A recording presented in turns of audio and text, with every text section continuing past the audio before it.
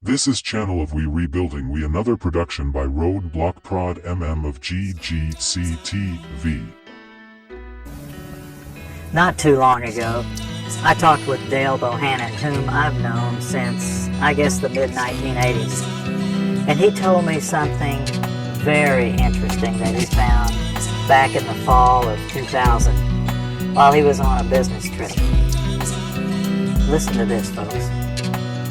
I was pulled to the side road, which was a new cut gravel dirt road in front of the business, a builder supply business, actually top-notch builder supply in Madison, Georgia.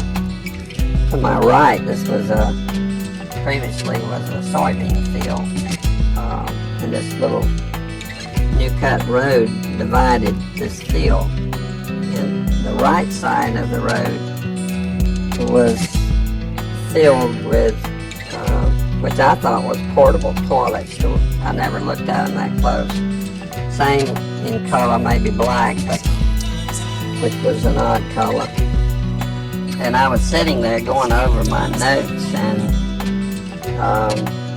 a van pulled alongside of me. It turned out to be the property owner, and he greeted me, and he was by himself, and so we had a good little dialogue there, and I asked him about the field of black boxes.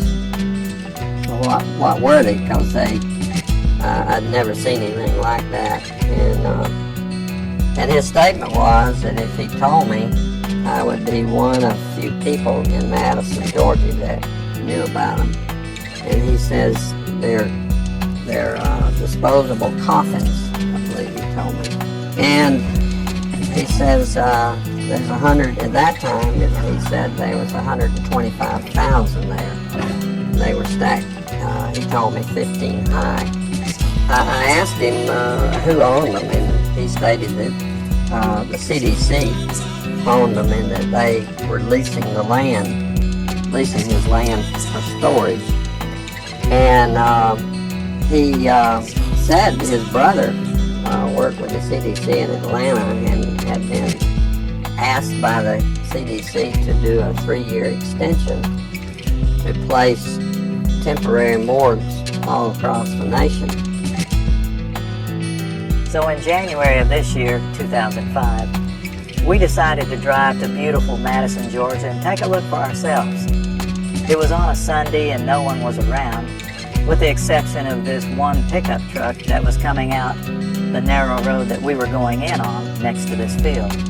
We flagged down the pickup truck, and it was providential that the driver of this pickup truck turned out to be the son of the man that owned this field. So naturally, we started asking him questions.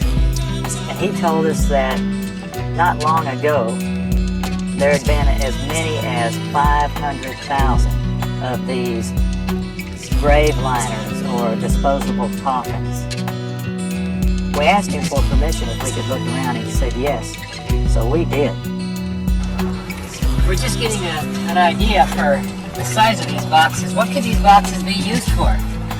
Well, they're called casket liners. And that's an interesting term, isn't it? The casket liner. When I first heard the term casket liner, I thought perhaps This is Channel of We Rebuilding We, another production by Roadblock Prod of GGCTV. this is too big to be on the inside of a casket. So certainly this could be used as a casket. This is an inexpensive casket. And you can see the size here. There's lots of room. I think my friends here, we could all probably get inside. It might be a little cozy, but we'd fit just fine. Which tells me that these liners can be used for more than just one. And one more time, what kind of liners are these? Casket liners. These are casket liners. That's what the man said. That's what the man told us. We're told that there were about 500,000 out here.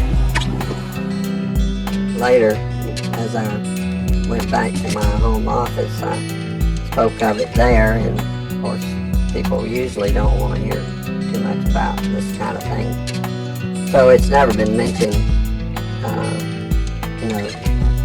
publicly, except just here and there.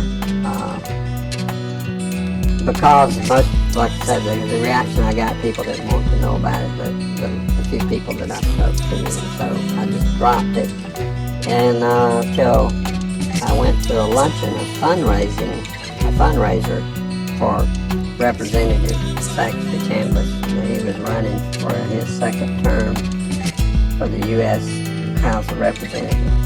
And it was a crowd probably 100, maybe 150. It was congressmen, senators, state senators, and mayors.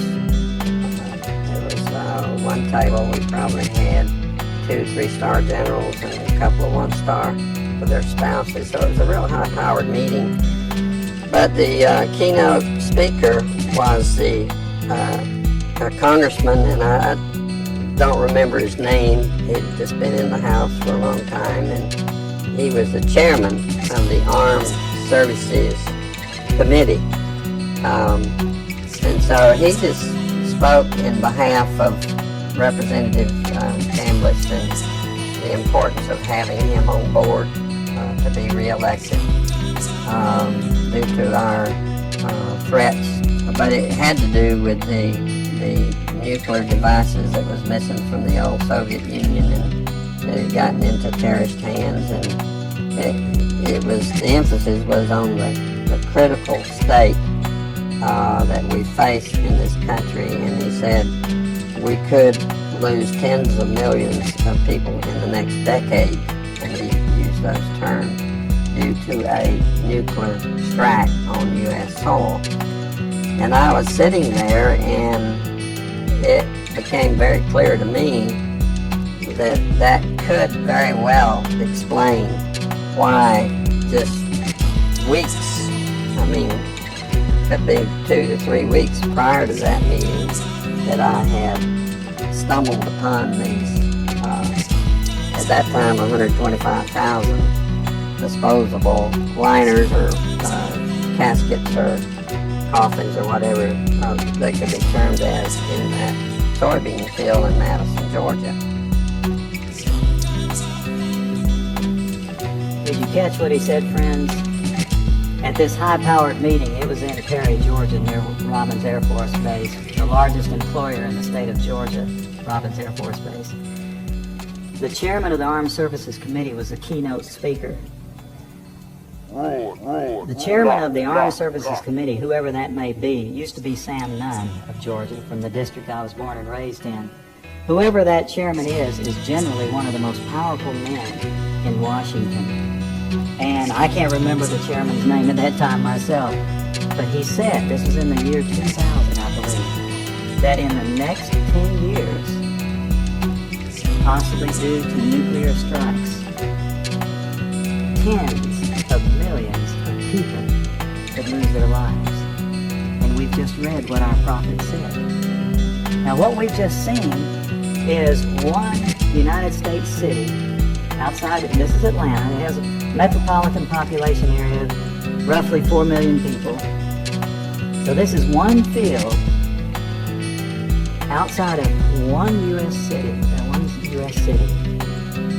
and the brother of the man that owns this field, that the government is leasing this field from to store these disposable coffins, this brother was given 3 years to set up temporary morgues around the country. Now we found the website that we think these disposable coffins were made at, and we noticed that the lids that they're advertising on the website were rounded. But the lids, hundreds of thousands of lids there. The lids we found, folks, were flat, and they were reinforced. You know what that could mean? You can stack them on top of each other. That's a lot neater to stack them in disposable coffins than what we saw after the tsunami, when we would see bulldozers digging holes and taking bodies and pushing bodies into holes. America can stomach this much better. This is Channel of We Rebuilding We, another production by Roadblock Prod MM.